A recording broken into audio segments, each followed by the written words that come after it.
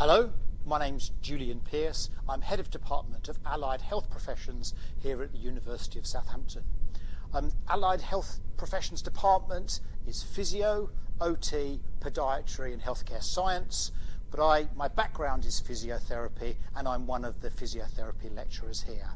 And this afternoon, what we'd like to do is to give you a bit of an overview of not only physiotherapy, but the physiotherapy programs here at the University of Southampton, culminating in a current student's view of the programs. So that's what our plan is today, and I hope you'll find it useful.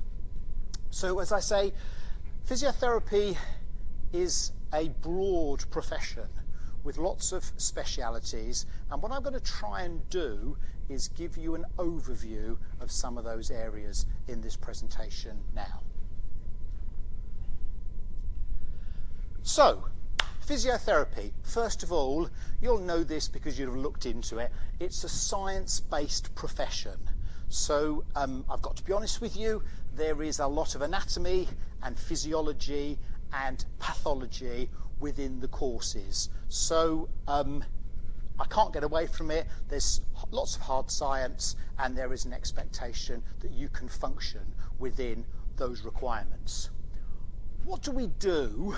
Well, I think probably the key word that I like to link into is movement. But movement, exercise, hands-on manual therapy, education and advice.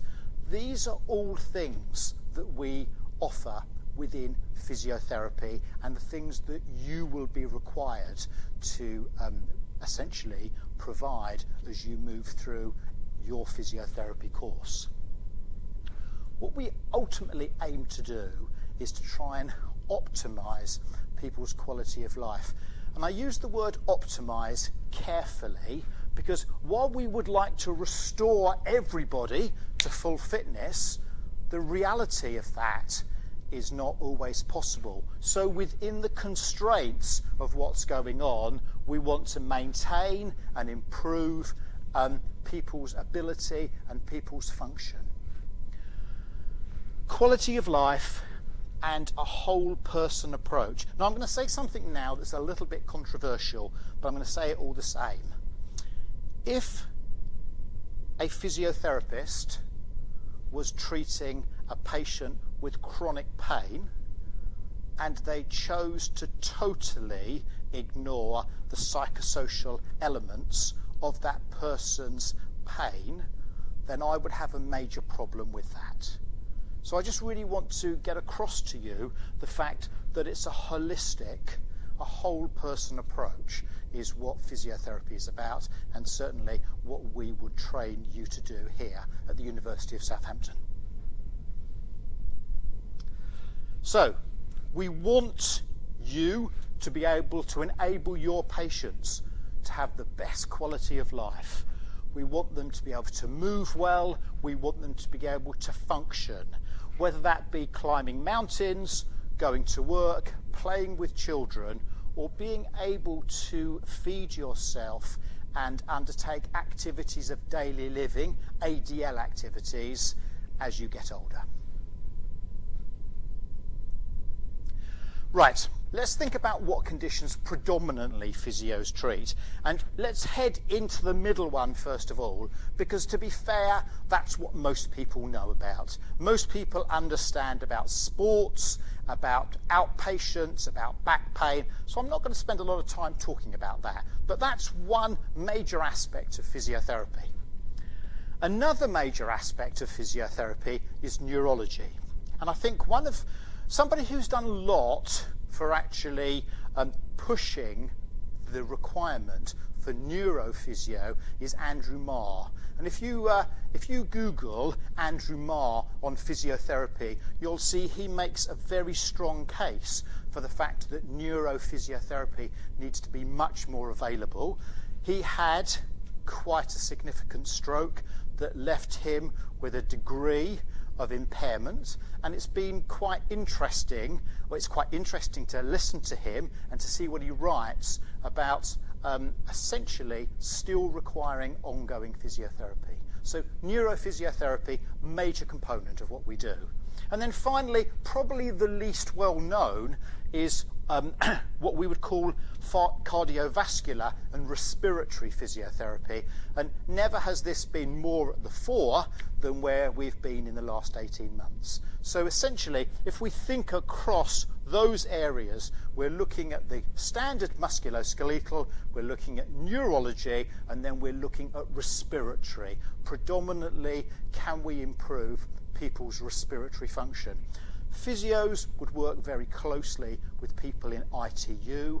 They'd also work very closely with people who have chronic lung conditions, again trying to optimize their function. So we've talked about these core tenets of physiotherapy, and if we pile them all together, actually you have a huge range of skills. And something that I would just like to mention very briefly to you is what we would call special client groups. Now, if you go to other universities, you say special client groups, I don't have a clue what you're talking about. But essentially, what we're thinking of is the conditions that we treat that require skills from musculoskeletal and cardiorespiratory and neuro. So we group those together as special client groups. And if we look at some of the areas where you might use those skills in terms of clinically, one of the big areas is in oncology. And we give students placements in oncology, which essentially is about cancer care. At 18 years old, that's a tough placement. That's a difficult environment to work in. But generally, our students do exceptionally well in that type of complex but difficult clinical environment. Another area that would fall into our special client category is amputee rehab. And we have some special lectures with regards to amputee rehab, and many of you will be aware from television, from the press, that there's a huge amount going. We've just had the Paralympics. Look at all the stuff that's been going on there, but there's a huge amount of physio involved in helping to optimize people's function after limb loss. Not only lower limb, but also upper limb. Again, how can we help? How can we improve people's quality of life? This is the big R section. But I think what's lovely about paediatric physio is the fact that it encompasses everything. Because within paediatric physio, you have musculoskeletal, and you have neurology, and you have cardiorespiratory. So it's a special client group that clearly has everything within it, and again, a very well received placement experience for our students. And of course, I would be wrong to not mention the sports side of things, because although the course, and I hope you're hearing what I'm saying, although the course essentially would qualify you ultimately to work in any of those areas, it's not just purely a sports physio course. So if it's just sport that you're interested in and you're not interested in respiratory or neuro, then think well about whether the course is actually going to do what you want it to do. But if we look across here, we can look at community rehab. Here we can see the oxygen attached because we've got somebody undertaking some type of cardiorespiratory rehab. We've got education and leadership. We've got working with various groups of service users. We've got pregnant mums, and we've got elderly rehab. Changing people's worlds. My final slide before I pass on to the others is 3 slides. And I just really want to get you thinking about what this is all about. On the left-hand side, we've got somebody who I would presume has had some type of spinal cord injury and possibly is now unable to walk. And by the use of an exoskeleton, people can start to gradually gain the ability to be up on their feet and walk. And there was a very beautiful story a while ago about a gentleman who was desperate to walk his daughter down the aisle when she got married. And I'm pleased to tell you, with the use of an exoskeleton, he was able to achieve that. The middle picture is basically using physio taping devices, tape, to optimise someone's shoulder function. I don't know exactly what's gone on there, but it's not as high tech as the left-hand picture, but it's using science to improve muscle and joint function. And then finally, at the other end of the slides, we've got people probably in a third world country with very limited access to resources, but with physio skills, with the knowledge and the handling to be able to ultimately optimise people's function, increase people's quality of life. That's what we're all about. So that's my bit done. I hope that's been useful. I'm now going to pass you over to Dr Ruth Turk, who is the Physio Programmes Manager, and she's going to talk to you a little bit more. I'll give you that. Thank you. So hello, and I'm Ruth Turk. I'm the Physiotherapy Programmes Manager for the BSc and MSc Physiotherapy programmes here at Southampton. And I'm just going to talk about the programmes, give you a little bit more detail about those two programmes. I'm going to focus probably a little bit more on the BSc, but we'll cover aspects of the MSc as well. First thing to say is that Julian has already said that our programmes sit within the School of Health Sciences, which is an interdisciplinary school. We have number of different health professions that sit within the school. That includes other allied health professions such as occupational therapy, podiatry and cardiac physiology, as well as other health professions in another department and comprising nursing, midwifery, and we also have a large postgraduate programme that's available as well for those who have already passed and gone through their registration process to become a health professional. What's important to say, and is an important selling point for Southampton, is the amount of multidisciplinary teaching that we do within our curriculums. You will see when I show you the programme slide summary that a number of our modules in each of the years of the programmes have shared learning or joint learning with the physios working with other health professions to enable them to learn together about each other's professions and work together in preparation for what they might do as a team member when they get out into a healthcare environment, be that the NHS or other. So just a word of explanation about how our BSc and MSc programmes work. You can see here that you've kind of got 6 slots there, and those slots represent a semester. And the BSc programme is 3 years. The first year is here, second year here, third year here. The first semester runs from September through to just after Christmas. And then the second semester runs essentially in the spring and summer terms to the summer. So that happens each year. Semester 1 in the second year, semester 2, semester 1 and semester 2 in the third year. Now the MSc programme fits in within those 3 years. So it starts in the January of the first year of the BSc and finishes at the Christmas time of the third year of the BSc. So there's quite a lot of joint learning that the MSc and the BSc do together. The MSc is, the admissions process for the MSc it asks for students to already have had a degree in a subject that is very allied to physiotherapy. And so students tend to be a little bit older than those in the BSc, but there's a lot of wealth of experience that both students have from both programs, and they find it very good to work together and learn about being a physio in terms of the skills learning, etc.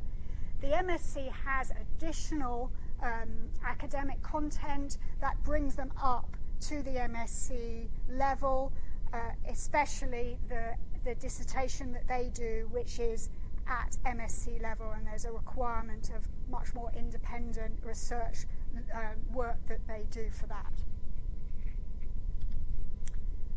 In terms of our facilities, we're very fortunate to have very new, well-designed facilities that we have here at Southampton. I'm actually standing and presenting to you from one of our clinical skills rooms. This is essentially looks a bit like this, with plinths that is representative kind of an outpatient type department, but we also have rooms that are representative of a ward-based environment, as well as other rooms like GP offices, and an actual flat that has an area like a living room, a bathroom and a bedroom. That is representative of more of a community-based environment, which is where lots of rehab happens these days. We use something called simulation-based education as part of our curriculum. This is very important for to allow students to immerse themselves into a much more real clinical type environment, where they may be practicing in a very safe way techniques. Here it shows on a mannequin. Sometimes it's actually an actor who's being a simulated type patient, and they can practice communication skills. That happens all in our facilities here. We're also very proud to have this really cool bit of kit that is essentially, it's called an Atomage, and it's essentially a man-sized iPad, essentially, where you can unlayer the anatomy of somebody, whether it's the muscles, the nerves, the blood system, and you can literally unfold it. It's very cool. But it enables anatomy to be learnt in a very immersive and interactive way. The other thing that is a good selling point for Southampton, you may be well aware that we're a Russell Group university. That means that we sign up to a high level of research. In our department, we have many of our staff are trained research-wise at PhD level or above, and we have a couple of professors who lead the research within our department, but also a number of other researchers who support all of whom support our students, be they BSc or MSc, in their research projects. So here is Professor Maria Stokes, here is Professor Lisa Roberts, both of whom will work with students, as well as people like me, Julian, etc., who will support students in the different areas. My area is in neurology, and it's about using devices to enhance rehabilitation after stroke. Another area is the biomechanics of the shoulder and arm, be that in somebody with a disability using a wheelchair or in swimming. Another area is looking at the physiology of muscle and using something like ultrasound to work out the physiology of a muscle, be that impaired or not impaired muscle, and that actually has been applied in an environment in space. This is something that Maria Stokes has been working on. And then Lisa Roberts' area is more about communication, which is an essential part of what we do as physiotherapists. And we put this slide up just to show that these three students here were actually presented their work at the World Conference for Physical Therapy. So it's an international conference that they were able to present their work, their student-based work at. So that was very exciting for our students to do. On to the actual curriculum and how it works and how it looks. I hope this is quite a busy slide, so I hope I can explain some of it. This is the BSc, so Year 1, Year 2, Year 3, and as said before, Semester 1, Semester 2, and then the well-needed summer holidays that go in between each year. You will see in the slide here that the names of the modules have been put in, and they're different colours. The colour coding is black for the modules where there is an interdisciplinary nature, your shared learning with other health professional students, and blue for the more physio-specific modules. I won't go into explaining some of that. You can look at those module profiles on our website. If you do a search for Southampton Physiotherapy, you are able to actually go in and look at the module profiles in more detail there. The main thing to say here is that we also have placements dotted through the 3 years. I think we're fairly unusual in having a placement that happens in the first year at the end of the year before the summer holidays starts. Our students say always to us that is a really nice end to the first year, which is quite science heavy, to bring together all the learning, the theory learning and the practical clinical learning, session learning that we do, to then actually get your hands out on a patient makes it all worthwhile. The placements in the second year are centre around Christmas, so you have one placement, a Christmas holiday break, which is needed at that point, and then another placement. And then in the third year, it finishes with placements. So just to talk about the advantage of that, I'm just going to talk about the MSc quickly as well. So as I said, the MSc starts in the January and then finishes, is 2 years, so it finishes at the Christmas time of the second year. And you will see that there is similar names in terms of the modules, be they multidisciplinary, interdisciplinary modules, or physio-specific modules. And similarly, there are 5 placements that go within that program as well. So just to talk about the fact that those placements happen just for the BSc program just before finishing, it really helps students to be work ready. It enables students to essentially work almost at what we call a band 5, which is the first graduate job that you would get as a physiotherapist, and it enables students to be meeting potential employers, networking out in the clinical workplace that you would then want to be getting out into for your first job. The other thing that is again quite a unique module that we do at Southampton and is unusual compared to other universities is something called Preparing for On-Call. This is a respiratory-based module that enables students to go through the process and understand the process of when you're on call as a graduate physiotherapist, which you would be required to do generally. What do you actually do when you get that beep going off in an evening or at a weekend or in the middle of the night? How do you go through the process of making the decisions about what to do with that patient, who to talk to, etc. Quite a frightening thing to get your head around. We do it, we go through it very clearly in a very using simulation-based education that enables students to actually practice in a very safe environment, and actually the assessment is also using a simulated case scenario where students interact with a nurse, etc. So those are 2 very good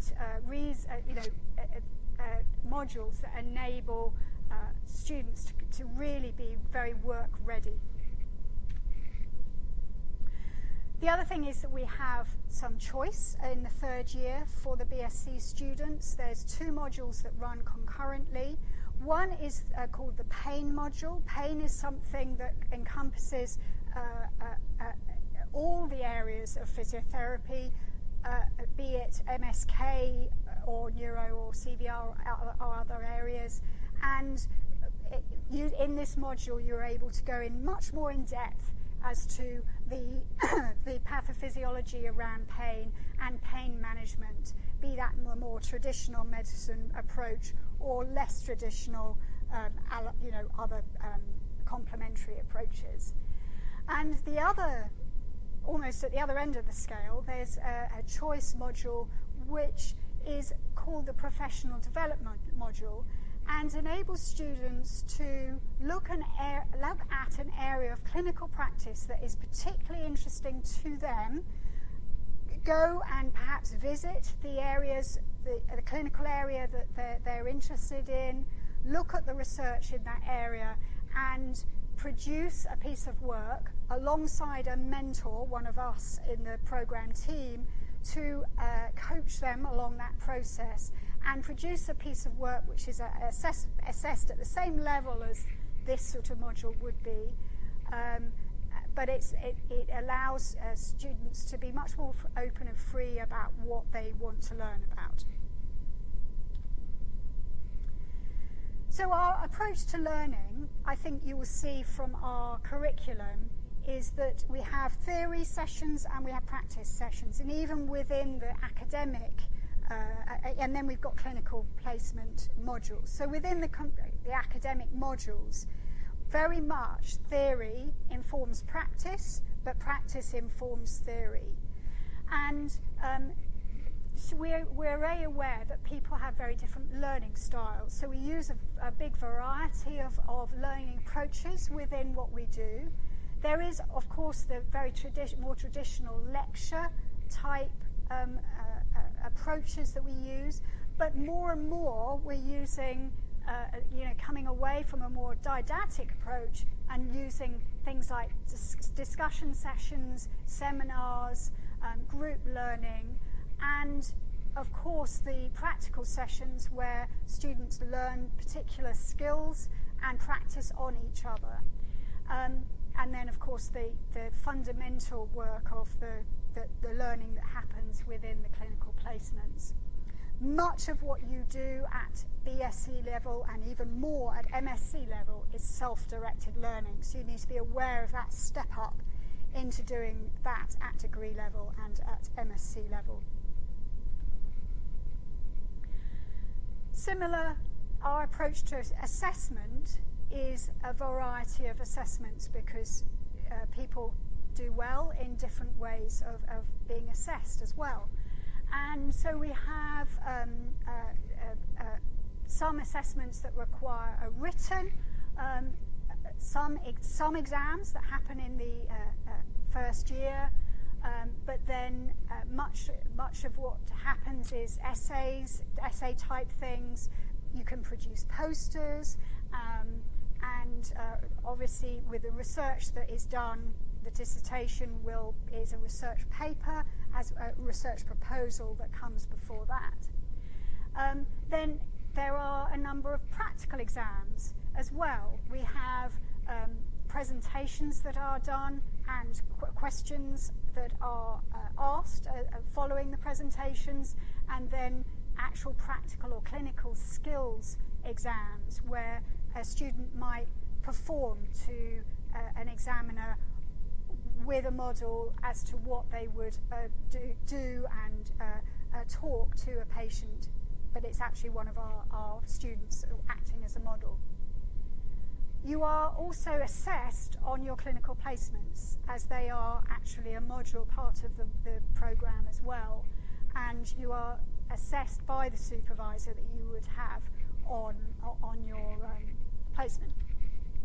So talking more about placements, I've already said there are 5 placements that happen over the 3 years of BSc and 2 years of MSc.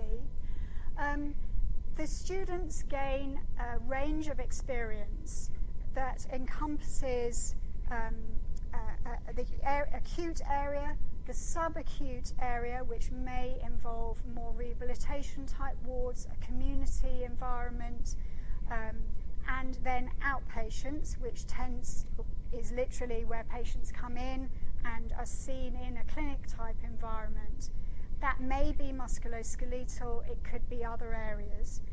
And then a fourth other that gives the opportunities for students to learn in an environment that is perhaps not less sort of core area of physiotherapy, but is perhaps a new and emerging role. But it can encompass management, it can encompass clinical academic. So we have an amputee academic who does part-time clinical, part-time research, so the student works with them. It can encompass the areas of special client groups that Julian talked about before, those specialist areas. So that all comes under the other category. So that's what we guarantee that students will get. What we do also say is that they will get a breadth of experience in the core areas of physiotherapy, of MSK, neuro and CVR as well. It's important to note that the HCPC is our accrediting body, and we guarantee that they say that 1,000 hours is needed for clinical practice for our programs, and the amount of hours well exceeds that on our programs. This is the sorts of area that we're talking about in terms of placements. Here is Southampton, and this is the Isle of Wight. The Isle of Wight has a brilliant district general hospital and community services available for students. But we there's also a district general hospital in Southampton, up at Basingstoke and Winchester, across to Portsmouth as well. We're going into Bournemouth and Christchurch and Poole, and actually going across now into Worthing area as well. We are broadening our placement areas all the time with increasing opportunities available to our students in different areas of the UK. So although most of the placements happen around here, students need to be aware that you may be required to travel to your placements. We manage the placements because we want to make sure that there's a breadth of experience for each of our students, plus ensure that the quality of the teaching, the education that you get is at the level that we expect. It is a part of your curriculum and goes towards your final grade, so it's really important that you get assessed at the level that we ensure, the quality level that we ensure that you should be. So enough from me. What do our students say? Well, we're really proud to have got a very, very good national student survey result. This year was 89% of our students were satisfied or very satisfied with the education and our courses in general. We are number one in the UK for 3 years running now, which we're very proud about. We have excellent graduate prospects, so that means that of the students who want to go and get a job in the first 6 months of them being qualified, 100% are able to do that. And we are first at the moment in the UK for research as well. So we're really happy with the level that we are at.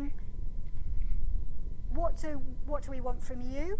Well, we want students who are really inquiring and really keen on physio. We need a certain level academically, so that's an AAB for A-level and 34 points for an international baccalaureate. Your personal statement's really critical. we will look at that. Personally, each one is looked at by a member of the staff team, and we choose people on the basis of your whole application. So talk about some of the experiences that you have. Give us evidence as to why you're interested in physiotherapy and what experiences you have had, as well as the academic side of things.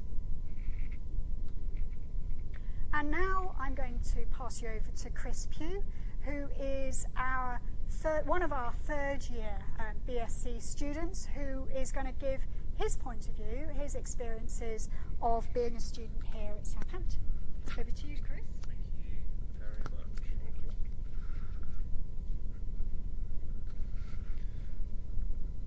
you. Okay, hello. My name is Chris. Thank you, Ruth and Julian. Set it up nicely for me. So firstly, the reason I chose Southampton was because it matched my ambition. I think that's really important when you are going to select your university, because you want a university to challenge you, and for it to challenge you, you need to be ambitious to become number one. As those incredible stats that we've seen, number one for 3 years, number one in research, you've obviously got fantastic world-class physicians and research leads. They all work in clinical practice. We have a breadth of clinical practitioners that come in and do the teaching for us. And if you want to be the best, then Southampton is the place. And that is why I chose Southampton out of all of the other universities, because it matched that ambition. I wanted to be the best, so I chose the best university. So the modules are challenging, most certainly, but rewarding at the same time. I think you also need to have that understanding from what Julian and Ruth were saying, is that they will really challenge your thought processing. The science, don't worry about it, because if you're a mature student like myself and you haven't done science for many years, they bring you in nice and slowly, and it all aids towards the final goal of that overall perspective of becoming a top physiotherapist.